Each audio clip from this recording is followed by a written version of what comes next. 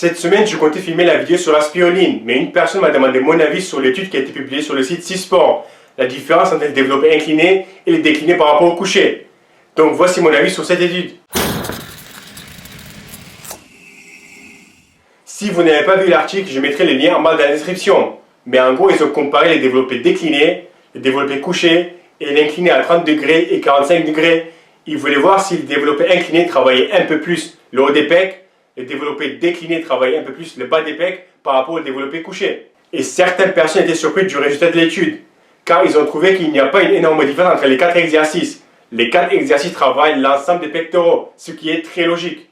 Juste parce que tu changes l'angle de poussée, ça ne veut pas dire que tu vas travailler une partie du muscle. Ça reste quand même un muscle. Ce n'est pas comme l'épaule où il y a 3 faisceaux où tu peux plus ou moins les séparer. Mais il y a certaines choses que j'aurais bien aimé vérifier pendant qu'il faisait l'expérience pour vraiment conclure qu'il n'y a pas de différence entre les 4 exercices. La première chose que j'aurais bien aimé vérifier, c'est l'exécution du mouvement. Comment est-ce que les personnes étaient positionnées sur le banc? Car certaines personnes, lors du développé incliné, ils cambrent tellement le dos qu'ils font un développé couché sur un banc incliné. Et pareil, quand ils font un développé couché, ils cambrent tellement le dos que l'angle devient comme s'ils étaient en train de faire du développé décliné. La deuxième chose que j'aurais bien aimé vérifier, c'est les niveaux qu'ils avaient, les 14 participants. Est-ce qu'ils avaient un bon niveau, donc ils savaient comment contracter un muscle correctement, ou ils faisaient tout simplement un développé? Dans ce scénario, savoir correctement contracter une partie du muscle, ça peut paraître stupide, mais ça joue énormément. Et la dernière chose, c'est l'amplitude du mouvement. Descendre jusqu'en bas sur un développé incliné, contre arrêter à 2-3 cm des pecs, peut faire une énorme différence sur le niveau de recrutement des fibres musculaires. Il y a aussi une autre étude qui date de 1997 où ils ont trouvé presque le même résultat.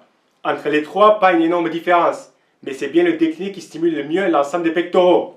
Et que l'incliné à 45 degrés travaille les fessiers supérieurs un poil plus que les deux autres. Mais encore une fois, ce n'est pas « Oh mon Dieu, le développé incliné, ça travaille que le haut des pecs et le développé incliné, ça travaille que le bas des pecs. » Non.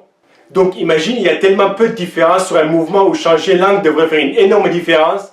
Il y a des personnes qui pensent que faire je ne sais pas quelle variation de développer ou tourner les mains, je ne sais pas dans quel sens, ou faire un squeeze en haut du mouvement, ça va te permettre de travailler le milieu des pecs.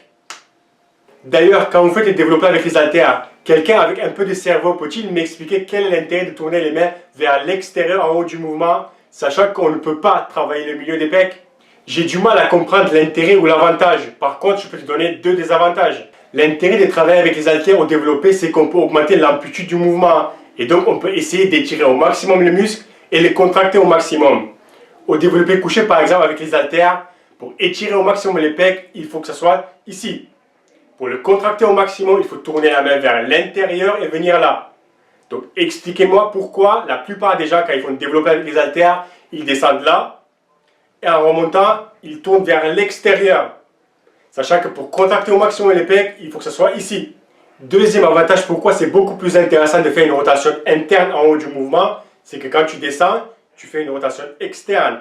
Et dans cette position, non seulement tu étires au maximum les pecs, mais tes épaules sont dans une bonne position.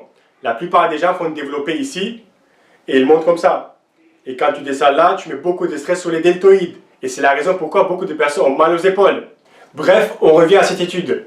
Si on prend deux individus, on va dire deux frères jumeaux, qui ont exactement la même hygiène de vie, qui mangent pareil et qui n'ont jamais fait de musculation, et on leur propose un programme de musculation identique, sauf pour les séances de pecs.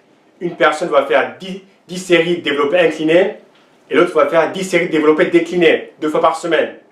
Au bout d'1 an, est-ce qu'il y aura une différence physique entre les deux? Ça sera difficile à dire, mais je dirais oui. Si tu veux mon avis et tu me demandes comment est-ce que je peux faire pour travailler le mieux l'ensemble de mes pecs. Salut, qu'est-ce que tu conseilles pour le haut des pecs?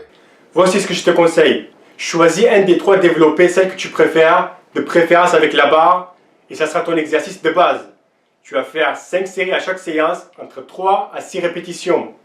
Et à chaque séance, ton objectif, ça sera d'augmenter les répétitions. Tu vas passer de 5 séries de 3, 5 séries de 4, 5 séries de 5, 5 séries de 6. Quand tu valides 5 séries de 6, tu augmentes la charge et ça recommence. C'est l'exercice le plus important de ta séance.